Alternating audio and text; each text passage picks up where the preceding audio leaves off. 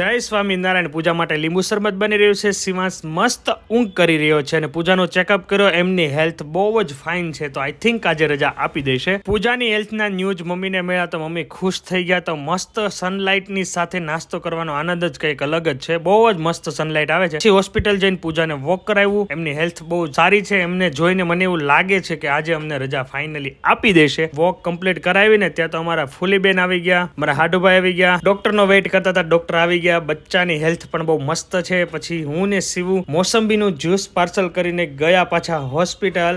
શિવાંશભાઈ તો બેબીની કેર કરવા માંડ્યો છે અત્યારથી. બહુ જ ડાયો થઈ ગયો છે. પછી આવી ગયા સાગરભાઈ ને બધા બેઠા મોજ કરી. પૂજાને પાછું વોક કરાવ્યું. પછી ગયા અમે ડોક્ટર પાસે અને ડોક્ટરે ફાઇનલી રજા આપણને નક્કી કરી નાખ્યું. તો હું વેલકમની પ્રિપેરેશન ચાલુ કરી દીધી. કેકનો ઓર્ડર આપી દીધો, ફૂલ લઈ લીધા અને ભાઈ મસ્ત બેબી કિટ લઈ લીધી છે. જોરદાર શણગારવાનું છે. આ સાથે વિડીયોની એન્ડ કરી દે. મળીએ હવે નેક્સ્ટ પાર્ટમાં. Baby welcome.